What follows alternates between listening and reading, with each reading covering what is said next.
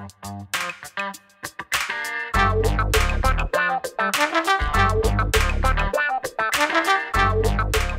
guys, Montel here, and welcome to this edition of Let's Be Blunt with Montel. My guest today earned her Bachelor's of Science degree in nursing from Boston College. She's founding member of Cannabis Nurses Network, International Association of Psychedelic Nurses, and on the editorial advisory board for Cannabis RX Magazine. She's on a board of directors for the American Cannabis Nurses Association and is a contributing author in the first cannabis nursing book and textbook, Carey S. Clark's Handbook for Nurses. She's an award-winning podcast, the Green Nurse Podcast, sharing compelling stories of healing and decreasing the stigma around using plants as medicine. Sherri Tutkus, thank you so much for joining us today on Let's Be Blunt with Montel. Thank you so much for having me. It is an honor to be here. I am all about let's getting blunt about cannabis as medicine, for sure. That's what we got to all do. I think it's time that the nation wakes up and gets a little bit more blunt about it itself. Why don't you let's back up a little bit before we get in, jump right in, and tell me a little bit about your background. Where'd you grow up? Well, I grew up in quite a few places, but my last few years I spent in the Midwest, in Cincinnati, Ohio, went to college in Boston, and spent the next 30 years in Massachusetts. I went to Boston College. When I graduated, I started working at the big teaching hospitals in Boston. Worked at Beth Israel Deaconess Medical Center, Brigham and Women's Hospital, and Children's Hospital. So have had a very, very rich career from pediatrics to geriatrics in multiple different places within the hospital and home setting. When did the itch to become a nurse hit you? Also, the itch to become a nurse when I was 10 years old. I had a little brother who was 1, and he went tumbling down the driveway, landed right on his head, cracked his head open. I ran down, grabbed him, took my sock off, put the sock on his forehead, carried him up to the house. And my mom goes, "You would be a really good nurse." And that was it. Stuck. Stuck. And from that point on, you wanted to do everything you could do to become one, huh? Yeah, to help people, right? Relieve suffering and improve quality of life. Wow, it's great. And when did you start thinking about, so you did that for quite a while, but when did you think about entering the cannabis world? Well, Montel, I ended up on the other side of the bed in 2012. I got a hospital-acquired infection, ended up in the intensive care unit, and almost died. My entire microbiome was wiped out. I had an infectious disease. I was in the intensive care unit, and all of my systems started to not work so well. I was sent home, placed on disability, wasn't able to work. I started down the spiral I call of the pills and procedures type of interaction that many patients have. Was this brought on by like an opportunistic infection that you got in the hospital while you were working? Or yeah, it was while I was working. I wasn't the only one that got sick, but I was literally the only one that ended up hospitalized. Wow. Yeah. And so basically it destroyed my gut, destroyed my microbiome. I developed autoimmune conditions, multiple chronic myofascial pain, anxiety, depression, PTSD due to the pills and procedures, surgeries being denied. And I developed agoraphobia. That's probably the one thing that is just very, very interesting that people don't understand as it's related to PTSD, mental health, and when patients are experiencing what I call medical and pharmaceutical trauma by the conventional system. So on the other side of the bed, I was circling the drain of despair. I was on over 18 pharmaceuticals. Nothing was helping me. And it was a 70-year-old nurse who came to my home with a joint. And she said, "Let's get blunt," pretty much. She said, "Sherri, get with the program. Cannabis has been around for hundreds of years, and I want to disclose something to you. I have been using cannabis since I was 17, she said. 53 years of using cannabis every single day, and I've never been hospitalized, and I'm not on any ongoing pharmaceuticals." Then she disclosed that her father was a pharmacist in Boston, and his pharmacy carried over 600 preparations of cannabis formulations within the pharmacy. Wow. But that was a time when that was illegal. Yeah, this was way back in the 1920s. And so so she disclosed information to me that I never learned about it. We never learned about cannabis in nursing school. We were plagued with the stigma. It was a drug. It was, not a good thing. And so we were, as nurses, we were never told or taught about the endocannabinoid system. So basically, the 70-year-old nurse came to my house. She gave me a joint. At this moment in time, I was on over 18 pharmaceuticals, and I literally had chronic suicidality due to the severe pain. I was a single mother of 3, not able to work, not able to take care of my children, and I was desperate. And so I inhaled the cannabis. The first puff, completely relaxed. Second puff, the pain went away. Third puff, I felt like I was pulled out of my body and I was able to see things from a bigger perspective. And that immediate sense of relief from a pain from a 10 to a 0. Chronic suicidality to having that aha moment. Wow, there's a plant. And literally that compelled me to start on a journey of using cannabis as medicine. I got my medical. And how many years ago was that? About how many years ago was that? That was in 2013, 14, to the end of 13, beginning of 14. So cannabis became medically legal in Massachusetts in 2012. So gotcha. So you shifted over then for your own life, and then when did you decide that you wanted to share this with others and make this part of your professional career? Well, when I learned I had an endocannabinoid system. In 2018, the National Council State Boards of Nursing, which is the nursing regulatory board that puts out the NCLEX exam for all nurses to have their particular license in each individual state, they wrote in the Journal of Nursing Regulation a 64-page document on cannabis as medicine, and they had 6 essential areas. They put out a call to action that all nurses, nursing students, advanced practice nurses, nurse practitioners must have 6 essential areas of knowledge when it comes to cannabis as medicine. So that to me was a huge aha moment, specifically since I never learned about cannabis as medicine, nor was I ever taught about the endocannabinoid system.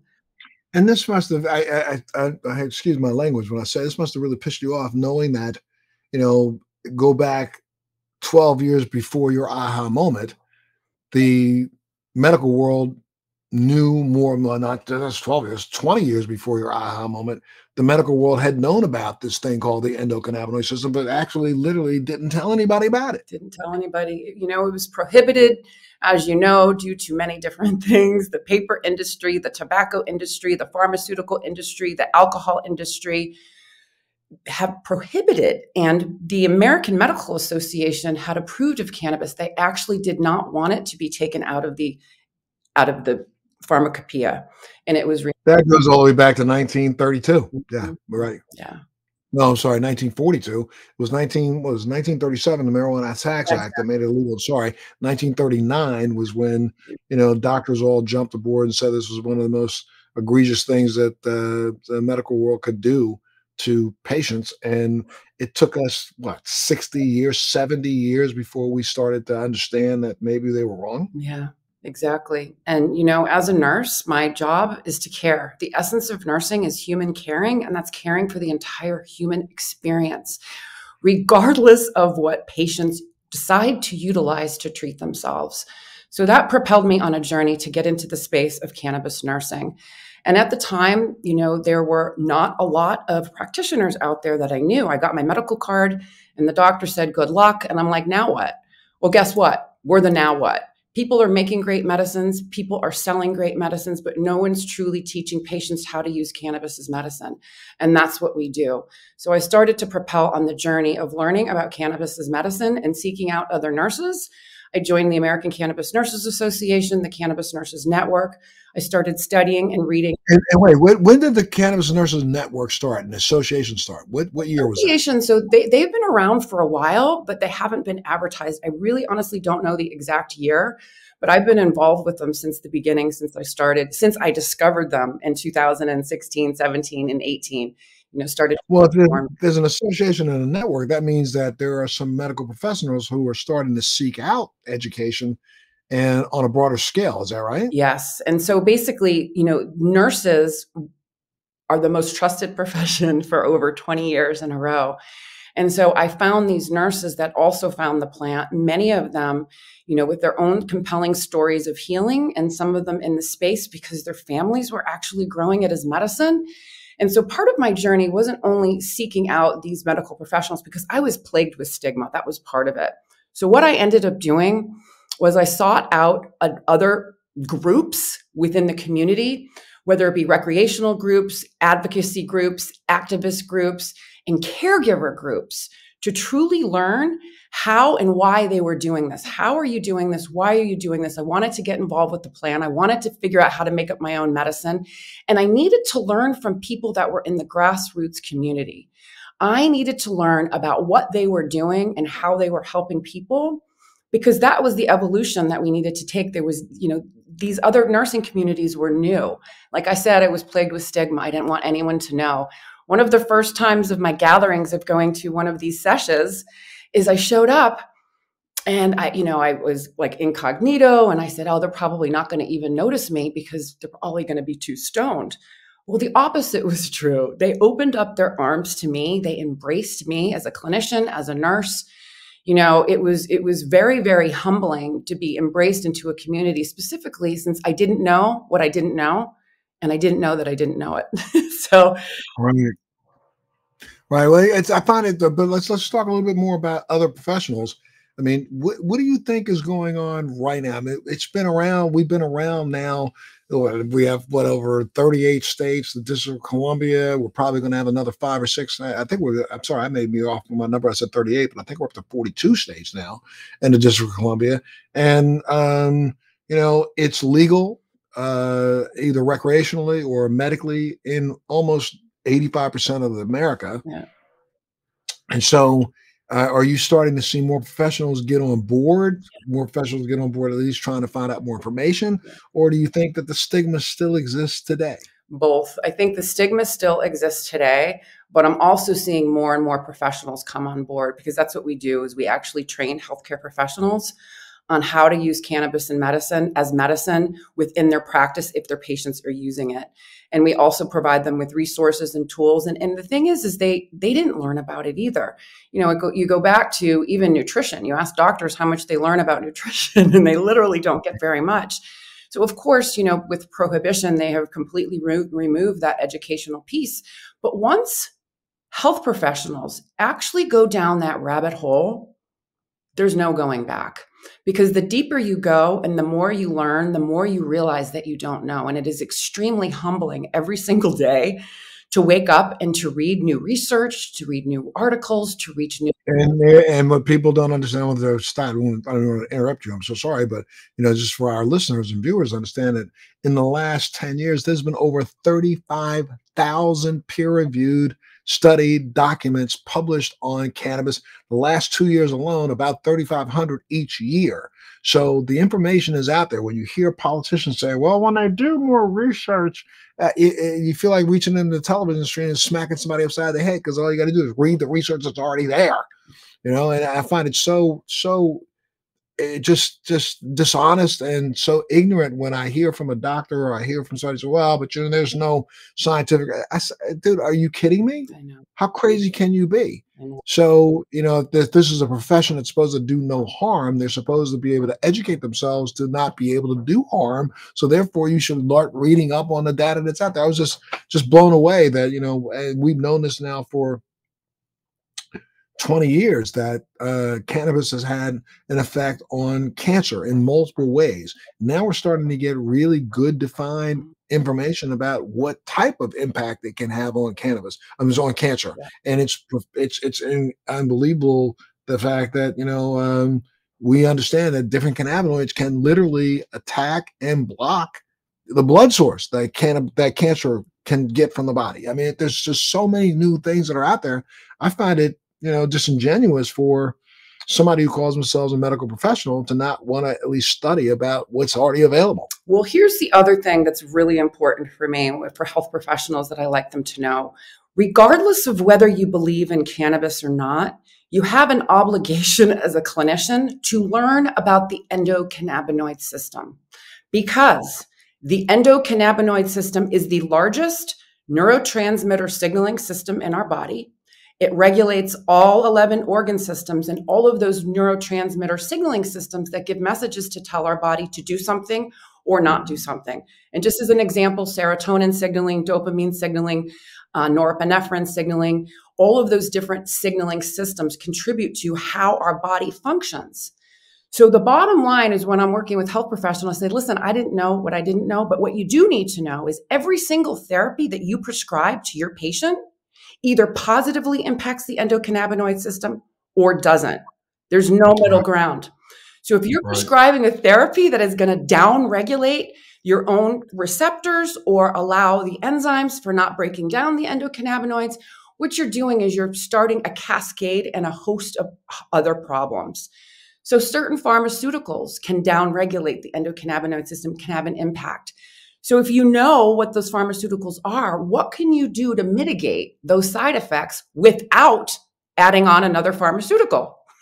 And this has been something that people have to understand. We have known about this since the mid-'80s. This isn't something that we just found out about yesterday. We knew about the endocannabinoid system when Dr. Mechoulam set about his research to figure out how does THC work. So they found the receptors with the CB1, CB2 receptors, CB1 in the brain. It seems to be right now, we only associate it with the uptake of THC, but we do know that we're going to find out that that CB1 is probably more than just one receptor. It's probably 2 to 3. Go ahead. I'm sorry. You want to say something? Yeah. So this is just really interesting too. Another shoe drop for a lot of patients and a lot of clinicians is this. We have an endocannabinoid system, not because of the cannabis plant, but because we make molecules in our body like the plant. I say this to people all the time. Had you never touched the plant your entire life, I can test your blood and find endocannabinoids in it right now. The problem is, though, that they're probably, since you've never touched cannabis, which is an agonist to your endocannabinoid system, helping to make it respond to create more of those endocannabinoids, you probably don't have enough in you. And we're starting to find out that things like, this is a stretch, but there are papers that have been written about it that seem to think that people on the spectrum have, I'm sorry, they don't have as much anandamide. Yeah. They have an anandamide deficiency, and anandamide is one of those endocannabinoids. And there's 2-AG, which is another one. There's only two chemicals in your body that actually run in a retrograde way, right? Enzymes create, enzymes create. So we create internal endogenous cannabinoids upon demand, right? The agonist is to do something. The antagonist is to stop doing something. So create these molecules to tell your body to do this, to stop doing this.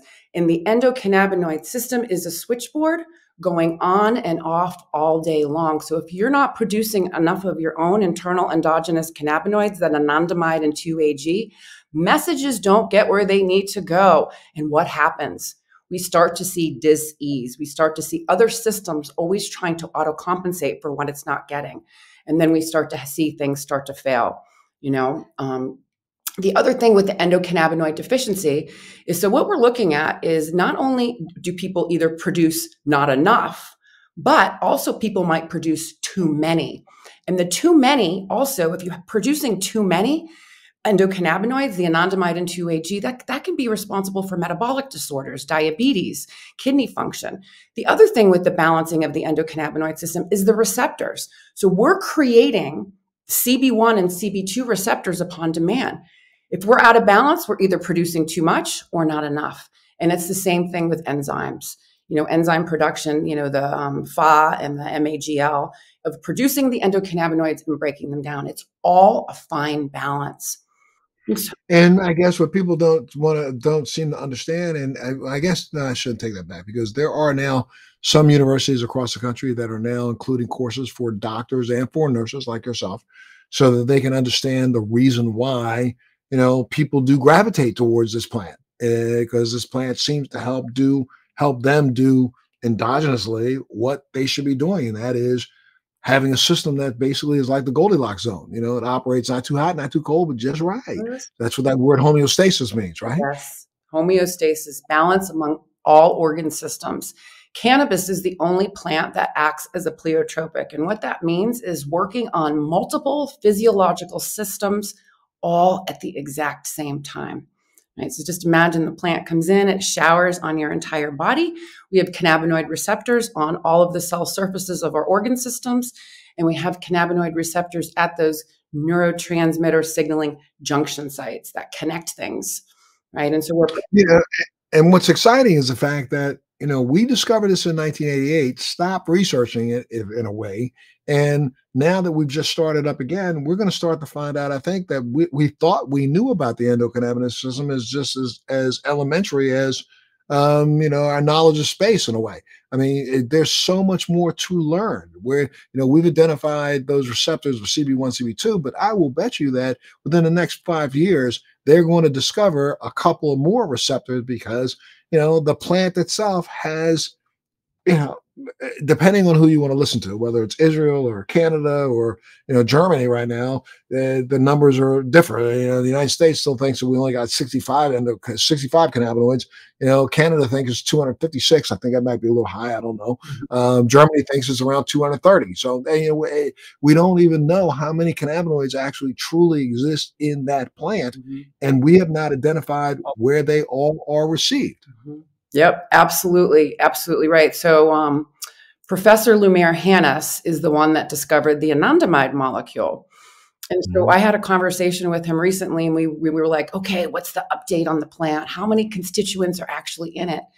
And he said over 1,800, not cannabinoids, but 1,800 constituents in the body. Flavonoids, terpenes, those things, yes. Bioflavonoids, cannaflavins, antioxidants, essential fatty acids. So all of these different, and he says we have not isolated all of them. So it was very, very interesting just to even hear from him getting excited about more and more being discovered. So the research, like people say, oh, we're we're just scraping the tip of the iceberg. No, we're just standing on it, like literally. Absolutely. No, sure, truly. I always equate it to the fact that we're like the Wright brothers pushing that wooden plane down a hill. We haven't even figured out how to put a motor on it yet. And how to put a jet on it. And then, oh, wait a minute, we could actually take it up above the atmosphere. Yeah. So there's so much more that needs to be learned. How do you engage your patients when it comes to cannabis? Do you have them start the conversation because they come to you and say, look, I tried this, and what do you think? Or do you say to them, this may be something that you might want to consider? So we literally see patients from pediatrics to geriatrics. I'm a pediatric nurse as well. And so when patients are coming to us, they're usually coming to look up, inquire about, could this possibly help me? A lot of patients that come to us are also desperate, where they're on that, they don't know what's wrong with me. So when I hear a patient say, the doctors don't know what's wrong with me, you know what? I get excited. I go, I do. You probably have an endocannabinoid deficiency. And literally, when we just start to focus on that, we start to see things cascade. A lot of people come to us that want to get off of pharmaceuticals. A lot of people want to come to us that want to bridge the gap from what they're not getting from conventional care, make those certain pharmaceuticals work better so they don't have to increase their doses. We have helped people get off of opioids, people that have wanted to come off of fentanyl, heroin, alcohol. So we've been able to help them to safely incorporate that into their treatment plan. And just so people understand, there's research out there right now. You can look it up yourself. There's research from, I think, NYU. There's research from Brigham and Women's that says unequivocally that you can look at cannabis as not an entry drug, but an exit drug for addiction of things like opioids and alcohol. And yes, people need to recognize its viability, right? Absolutely. I came off of 18 pharmaceuticals over the course of 2 years using cannabis as medicine. My life has significantly improved, and we're seeing the improvement of so many other lives. One of the things that people don't understand about pharmaceuticals that I like to mention, if you're on 5 or more pharmaceuticals, there's a 50% chance that the drugs are interacting. If you are on 10 or more pharmaceuticals, 100% chance that they're interacting in your body and probably not in your highest and best. In a negative way. Yeah, absolutely. I would agree with you 100% on that.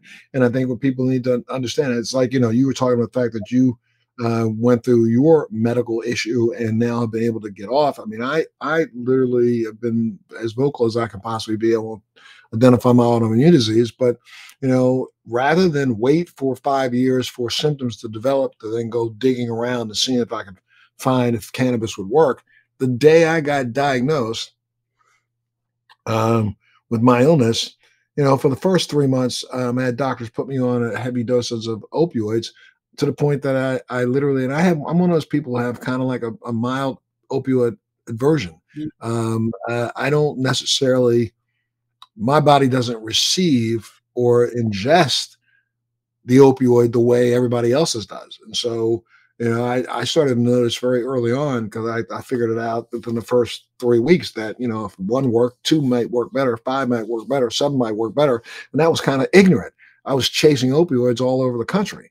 And I had a doctor who literally was smart enough to say, look, dude, I'm not going to write you any more prescriptions, but I think you ought to check out this stuff called cannabis. So 3 months in, not waiting for my symptoms to get worse, I started using cannabis at the very early onset of my illness. Oh, no, sorry, because my illness had existed probably for 15 years before I even knew it did. But before my symptoms got too egregious, I literally went on cannabis and have never looked back. I mean, I'm one of those same people that you talk about that has used cannabis now for close to 22 years straight, not missing a day. And I'm often asked, "Well, wow, you still have that illness? I didn't even know you had that illness. It doesn't know how are you doing? You're doing so great with your illness." Well, I can't say 100% that it's been only the cannabis that's worked, Yeah, but I will tell you 100% that the cannabis has been a contributor to why I do as well as I do. absolutely. And like I had said before, we teach how to make cannabis work better because there's other things that you can do to support and nourish your endocannabinoid system. So pairing cannabis with other healing modalities, people see better results. Yoga, breath work, walking in nature, grounding, laughing, massage, even self-massage, taking other supplements, boosting the body's response to how it integrate, how cannabis gets metabolized and distributed throughout the body. It's very, very important not to expect cannabis to be the end all be all, but it's a Correct. tool in the toolbox. So when you're looking at cannabis therapy, right, you look at a pie, it's one piece of the pie. Everything that you do or don't do, right? I say it all the time. You don't go into battle with just a tank. Yeah. We go into battle with multiple different weapon systems to see if we can defeat the enemy. And that's what we need to do. It's the same thing doctors should look at. I mean, they can't go into the operating room and just have a scalpel. They have a whole myriad of tools that they use to actually achieve their results. And we need to have cannabis be one of those tools that they keep in their quiver just in case. Yes, absolutely. I'm actually presenting at the American Cannabis Nurses Association conference this year. And my topic is actually activating the endocannabinoid system, the art, right? What does it mean to activate the endocannabinoid system? And what are those tools that can do it? Cannabis is one tool. So we talk about that, but we also talk about the other ones. And it's, yeah, it's compelling because nurses, are all about holistic healing. It's about biopsychosocial spiritual healing. And they understand holistic caring, holistic healing, these modalities. They understand pharmaceuticals. And now they're learning about cannabis as medicine and how do we integrate them all together? It doesn't have to be one or the other. I truly see it as a complementary approach, lifestyle as medicine, energized living your best life. Don't you find it though just disturbing to know that like there are places around the world where cannabis has been utilized in the hospital, like in Israel, Germany, for years now? When do you think that the United States will kind of get aboard? I mean, first off, it's ignorant to me that we have now had it available for as long as we've had it available. I'll tell you a very interesting story. I won't say what hospital, but I suffered a pretty severe hemorrhagic stroke 6 years ago and 5 years ago, and I was in a very, very prominent hospital, and I said when I finally woke up, because I had the type of stroke that should have killed me. 50% of people who have that type of stroke do die from it. And my first 3 days, I can't even remember. All I remember is waking and going to sleep. I don't remember much other than that. But then on day 3, when I woke up and I was able to be lucid enough to be able to recognize who was around me and what was going on, I had to get up and sit down. But the first words out of my mouth to my doctor was, okay, I have my own CBD brand and I want to use it. Yeah. And the doctor was like, and I said, I also have my own THC brand. I want to use it. At the same time that I'm using all this other shit that you're putting in me, I want to use that.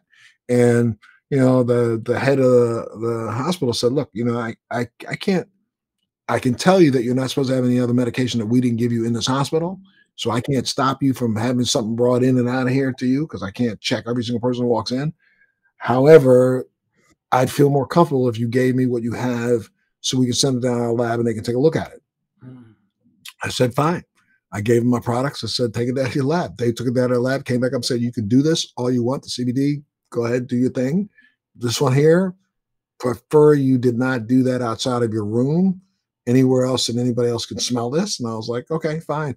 And now I was in the hospital for 27 days. So from day 3 till day 27, I was utilizing my own augmented medication for myself. And I think that's part of the reason why I recovered as quickly as I did. I'm sorry, you know that all you have to do, if anybody out there thinks, oh, Montel, you can't say something like that. Well, hold on a minute. I can say this. Our government recognized how efficacious cannabinoids were to ischemic incidences back in 2002 when they signed a patent for cannabis themselves, for CBD themselves. They gave themselves their own patent, and in their abstract stated how well they thought it worked for neurological issues, neurological impact issues. And so this was back in 2002. So anybody who questions me saying, well, I'm not sure if cannabis really worked that well, then you need to question your own federal government. And that patent still is in existence today. Absolutely. It is. And, your question about when is it going to be accepted into hospitals, I think, honestly, it's going to wait until it's completely descheduled. However, with that being said, I've presented at multiple hospitals, at pain clinics, hospice, social work, I've done a lot of presenting. And so my message to them is, like I said, if you don't believe in it, your patients are asking. This isn't going away. You can't put your patients are doing it. They're doing it anyways. So, right. You don't have to get on the cannabis, but what you need to do is get on the bus of learning, right? Because you have an obligation to do no harm. You have an obligation to know everything that supports the endocannabinoid system and what doesn't. And so what we're seeing is a lot of clinicians now that are starting to go to these events and starting to learn. We do a lot of webinars and we train professionals. And so if they can't do it for whatever reason, it's usually cognitive dissonance. They have the information, but they just don't believe it yet. At least they're referring to us. Ryan's law also has come into effect where it's allowing, patients that have end of life that they can bring their cannabis into the hospital and utilize it. And that's even being strict as well. There was one patient that I helped in Massachusetts get her cannabis into the hospital. She was petrified. So I went with her to the emergency room and I literally presented to the emergency room staff saying, if you want her in and out of the hospital to get this treatment, please allow her to have her cannabis. Her cannabis is like a diabetic's insulin. Okay. So you take it away, she does not produce enough of her own internal endogenous cannabinoids. So let's come up with a plan to help her get the care that she needs because she has to be here without taking away something that has been working for her for years. And so they allowed that to happen. But we had to have a code. She'd say, I'm going to go out for a breath of fresh air. She'd go out and smoke. But absolutely, that was her medicine. And they were amazed that she was in and out as fast as she was because she was pretty sick. And it was the glue she needed to keep her together. And then she was able to get what she needed and then go home and continue to heal. And if you listen to, I don't know, what do you call them, science and doctors out there that say, well, that's just an anecdotal case. But there are so many anecdotal cases that are like this. I'm sure that you could talk about some of your other patients that, in a generalized way, of course, want to protect their identity. But why don't you tell me about a couple other patients that maybe you work with cannabis and how it's helped them? Absolutely. So a lot of real world evidence. Actually, Elizabeth and I are writing a book now called Unspoken Cures, and it's about the cancer business and all of the other modalities that haven't been talked about or research or brought to public light. So a lot of the patients, I used to be an oncology nurse, pediatric nurse doing chemotherapy in the home. And so I know for a fact that if these patients had cannabis as medicine, they would have had a huge difference. So one of the patients I'm going to tell you about was really a miraculous story. She was my first hospice patient. I presented at hospice. I got a call from hospice about a patient, and she's actually been on my podcast. So she was diagnosed with pancreatic cancer. She was unresectable tumor, failed chemo, failed radiation, on a whole host of pharmaceuticals. She got her medical cannabis card. Her family bought her all this cannabis. They didn't know how to use it. Went to her house and basically I worked with her. Where are you at? Tell me what you're looking for. And so it's really about meeting patients where they're at. She just wanted to have some pain-free moments, be lucid. She accepted the fact that she was going to die. So we came up with a plan for her, and the family was calling up. She's doing great. She's feeling good. I said, okay, call me if you need anything. Well, 4 months later, I got a call from her. And she said, Sherri, I'm in the oncology office. They can't find the cancer anymore. I said, what do you mean they can't find the cancer anymore? She goes, it's gone. They've done all kinds of scans and they can't believe it. Is it a miracle? And I said, no, it's medicine. It's science. And so, looking at the apoptosis, anti-proliferative, anti-angiogenic, right? And anti-metastatic. This is what this did. She had just enough cannabis to allow her body to wake up and do its job in killing the cancer.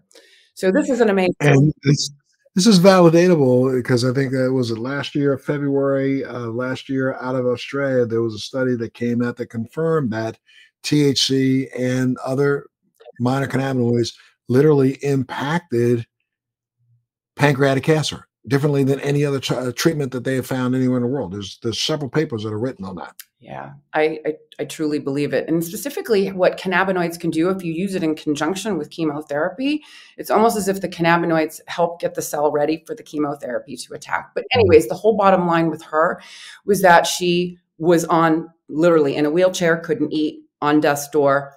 Now she's alive and thriving. She went to Italy to visit her family. Then, this is interesting, she called me a year later and she goes, guess what? My husband had thyroid cancer. I put him on the exact same thing that you gave me. And guess what? He's cured too. Wow. I think we're going to wake up and understand that, again, rather than fight it. Yeah. And, this has been something that's been fought for many reasons, because I think in some ways, I consider it, I call it an enslavement tool, because, it's been utilized over the course of the last 90 years in America to make sure that they keep certain groups of people in prison versus others. Until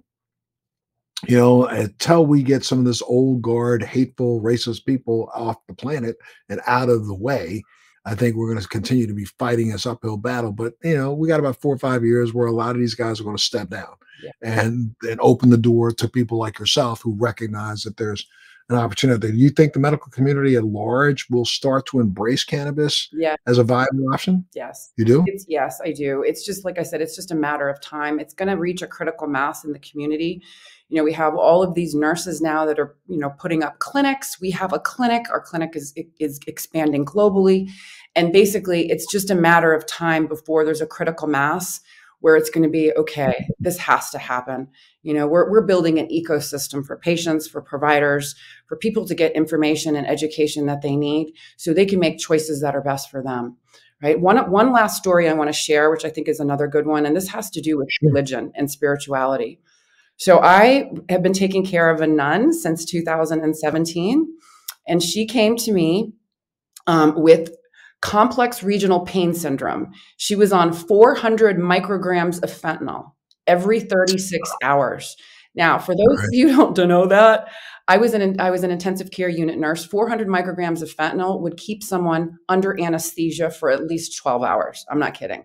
Seriously, deadly doses. So she came on board and wanted to use cannabis as medicine. She came off of her fentanyl over the course of a year and a half, doing really well, back to life, back to the church. And so I had her on the podcast. And the reason why I had her on the podcast was because my mother blocked me on Facebook and wrote me out of her will because she was Irish Catholic, very strict. So these are where these compelling stories that you share, Montel, are so powerful.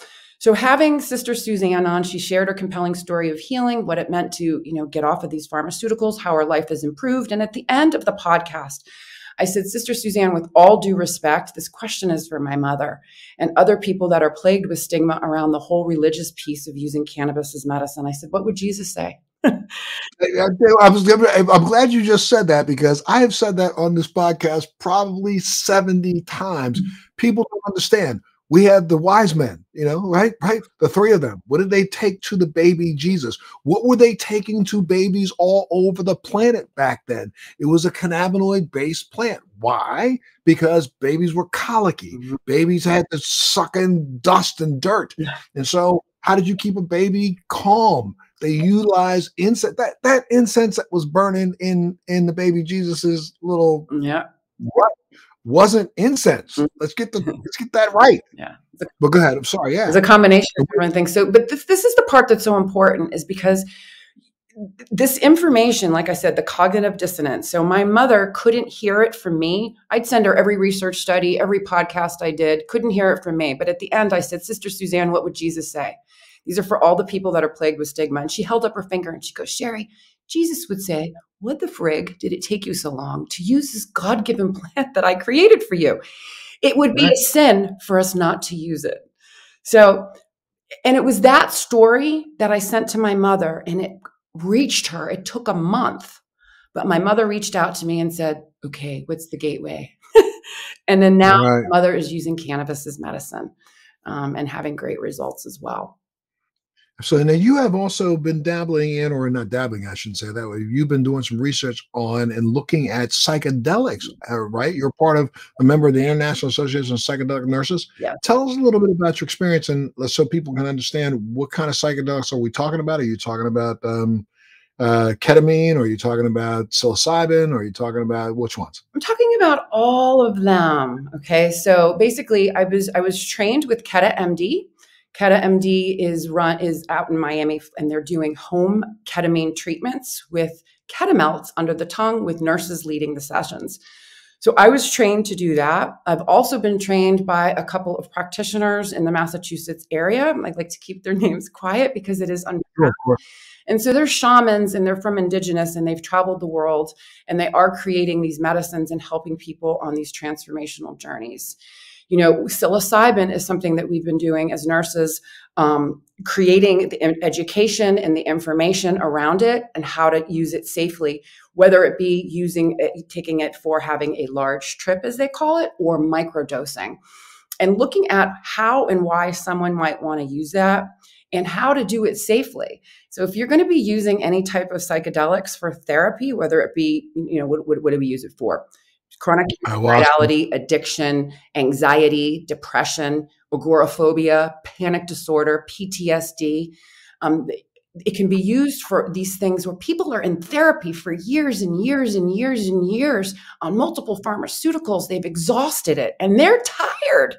And so to be able to see how this can impact someone's life so quickly is mind-blowing. Especially from the micro. A lot of people think that you have to get the benefits out of psychedelics, you have to do a trip, and that's not necessarily true at all. I'm working with a couple of I discussed with a person who owns a ketamine center in California, the fact that they're starting to get some incredible results from even microdosing ketamine, and really, really microdosing, truly microdosing, where the full-blown trippy experience doesn't happen, but there is a readjustment, a realignment that happens that doesn't happen with any other drug. Yes. So microdosing is actually taking small doses below the threshold of being impaired or not being able to function. And it can be different for everyone. And endocannabinoid system care is really, really important for that. And there's different protocols that are out there. There's the Fadiman protocol, and it's 1 day on, 2 days off, 1 day on, 2 days off. And so what we've seen with a lot of patients is their ability, building their resilience. Okay. It's really about building resilience and processing emotion. One of the most difficult things we have to do as human beings is what? Feel our feelings and process them in a healthy way where we're not hurting ourselves or someone else, right? And so psychedelics are a really, really great tool, helps people to pull out and have that bigger vision, that global vision of what's going on, and helps them to have those aha moments when things just made sense. So for me, cannabis saved my life. Psychedelics got me living again. And yeah. Unbelievable.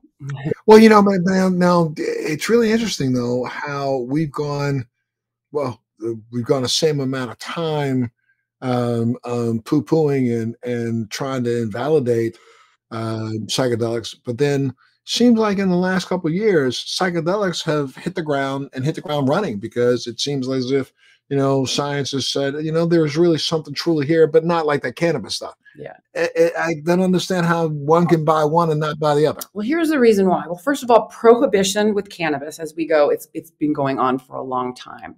Ketamine is actually FDA approved. It's a pharmaceutical that is used as an animal tranquilizer, particularly horses, and he's used in pediatric anesthesia. And at low doses, it's a dissociative, and people can actually have amazing experiences. And so it helps people to pull out. It helps to work on this area of your brain called the lateral habenula to get you out of that spiral, that loop that people that have PTSD that are in. Helps to quiet down, helps neuroplasticity. So the right side and the left side of your brain can start to communicate better. And it helps to create what we call new dendrites, right? So we're neurogenesis, creating new brain cells to help people have the agency to make changes to benefit them so they can do what? Live their best life, right? Right. Right. Well, that's very interesting. Now, what are some of the important considerations patients should consider when they're choosing cannabis as a treatment option or even one of the psychedelics? Okay, so when it comes to using cannabis as medicine, my big educational teaching point is looking at risk-benefit ratio. What are you looking to treat, right? What methods of administration are you interested in? What is your cannabis experience? Have you ever had any bad cannabis experiences? What types of products have you tried before? So I always like to start off there. And oftentimes I really love patients to start off with CBD because CBD to me is the great influencer. I call it the pinball wizard, right? It activates over 70 targets in our body. It indirectly impacts the cannabinoid CB1 and CB2 receptors. It helps dial down psychoactivity of THC without taking away the medicinal effect. CBD comes in 3 different forms. You can get the isolated version, which is just the isolated single molecule. You can get a broad spectrum product, which is whole plant, terpenes, 0 THC, or you can get the full spectrum, whole plant, including the trace amounts of THCs that is legal. So literally when people are brand new to it, it's like, okay, let's start off slow, start low, go slow, and let's see how the body responds. Right. Absolutely. Well, anything else? If people want to get more information from you directly, where can they go? They can go to holisticcaring.com. www.holisticcaring.com. And when you click on the webpage, what we do have is we have a free network that is run by nurses and our pharmacist. And so in the network, we have a free introductory to cannabis course, patient portal, support. All of our webcasts and podcasts are there. And so it's a really, really rich environment where people can go. It's off of social media, it's safe, and they have the ability to interact with patients and providers across the globe. And what's your podcast again? My podcast is called the Green Nurse Podcast, and we do weekly podcasts. We've taken a break for a good reason because we're actually producing a documentary. And then I do clinical conversations monthly, and basically it's on YouTube and it's on the Green Nurse channel. And what we're doing is we're here to decrease stigma around what it means to feel good and be high, right? And so I like people to think of the word high as H is for hope, I is for inspiration, G is for growth, and H is for healing, because that's the first thing that cannabis brings so many people is hope. And then the inspiration, they're inspired, they're in spirit, they're filled with the plant medicine. And once they're inspired, they're compelled to grow, right? Growing is an action word, doing something different. And healing isn't the absence of illness or disease, but it's doing the best you can with what you have right here, right now. And cannabis is available for those that are open to it. Excellent. Well, Sherri, I can't thank you enough for being a part of the show today and sharing of what you have. And I'd love to have you back at some point in time. Yeah, I would absolutely love to, because we love to teach and educate, and looking at different systems of the body and what you can do, not without cannabis to stimulate the endocannabinoid system, what products you might like to use, the different methods of administration. So I would love to come on and to continue to teach and educate with you. It's definitely my passion, and I'm honored to be here. Thank you. No, thank you so much. And here before we go, I want to just ask you, what do you think the next couple of years look like when it comes to cannabis? Because we've talked about it quite a bit. Though there are some in your profession who are open to learning, open to understanding that, we don't know everything, but from a couple of years of college, we continue to learn as we get older, and we continue to learn as we just develop as human beings. But there are others who are so shut off that they don't want to learn. And I think that's where we're right at the middle of the battleground right now, between those who want to learn and share the information that they know, and others who are trying to shut that down because they think that they're going to lose something. I don't know what they think they're going to lose, but they're going to lose something. If we allow that cannabis to come in, that means that, of course, what happens? People get off some of these other ridiculous pharmaceuticals that they don't need to be on. So I think that's part of the dollar sign thing is the biggest reason. But I mean, what do you think? What do you think the next couple of years look like? Put on a crystal ball. What have you thought? What do you think next year, 2 years, 3 years? Okay, so what I'll tell you from my perspective, what I'm really excited about is we're building an app. We are building an app to help patients track their use in the different products that they're using. And so what I see is we were going to be real world evidence is evidence, and real world evidence is what needs to be fueling clinical trials. So if you're seeing things over and over again, if I'm seeing 10 pediatric kids that have glioblastoma having the same results with the same formulations, we need to study that, right? So basically, no longer anecdote. Yeah. So I see over time, as real world evidence starts to evolve, we're going to be able to do more clinical trials and having more clinical trials, because basically that's what the medical community wants to see. They want to see more clinical trials, not just in the petri dish, but it's the double-blind, placebo, human clinical trials, which is really, really hard to do. Which is also something I think that the pharmaceutical industry set up. I know. To make things impossible to get past. I just think that's bullshit, to be honest with you. Go ahead. No, I completely agree with you. So I'm just seeing, like, if we have a critical mass in the community of people that are talking about it, it's the real world evidence. It's a people-powered progressive movement of gathering evidence and being able to present it to take a deeper dive and study. And I just think that it's going to happen. It's not a matter of if, it's a matter of when. Yeah. Gotcha. Absolutely. And I hope you're absolutely right, because I believe the same thing. I think it'll eventually happen. But from my perspective, I think we just got to get some of these old farts out of the way. And I'm one of those old farts, but some of these people who've had this stigma thought process for years are never going to change. There are certain people out there that you cannot convince that cannabis works. And then there are others who are willing to say, well, you might be right. Well, I think that right now, those who are convinced that they want to make sure that they continue to see their pharma dollars come through their campaign coffers, they're going to be the ones that are going to fight this the hardest. And then eventually, as this industry grows and understands that we have to be participants in that same format, and when cannabis starts funding some of these politicians, I think we'll start to see some of those politicians change their tune. Yeah, I agree with you. And it's a journey. So we just keep advocating. We're activists, we're educators, we care. And, we're here to hold people's hands until they're ready to let go. Seriously, it's a plant. It's safe. It's never killed anyone. But, you need to learn how to use it appropriately. And that's what we do. We teach safe consumption for whatever you are looking to create in your life. And the last point that you made earlier, I think, is a point that maybe we'll go and end on, is that it's not necessarily for everyone. No. I mean, cannabis will work for the majority of people out there if they go into it the right way. Mm-hmm. But there will be a small group of people that it will not affect the way we want it to. Yeah. That's life. There are some people who are allergic to water. I mean, let's just get that as a fact. There are people who are allergic to their own tears, burns their skin.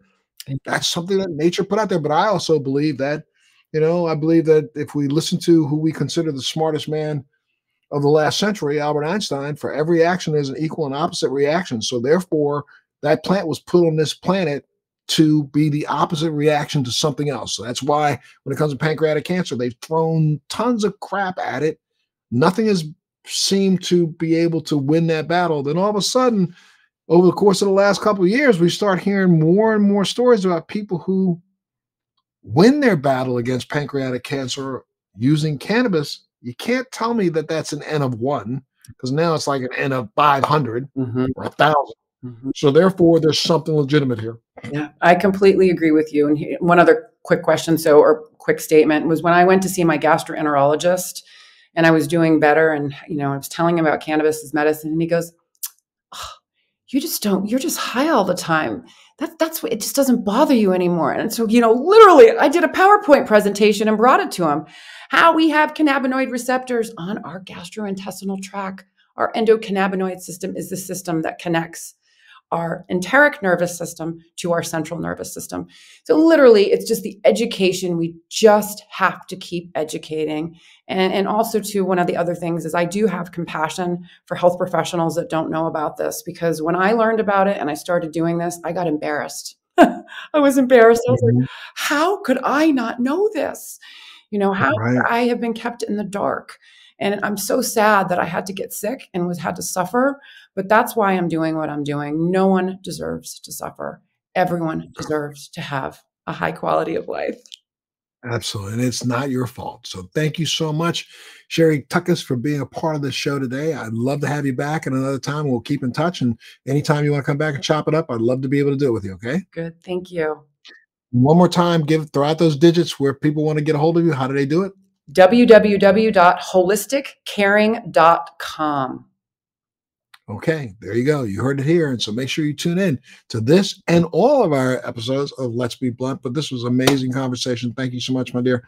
You be well. Take care of yourself, and we'll see you next time. Thanks for joining me on Let's Be Blunt with Montel. Please make sure you're subscribed and hit the bell to be notified when new episodes post each week. We'd love to hear your feedback also, so please send us your comments.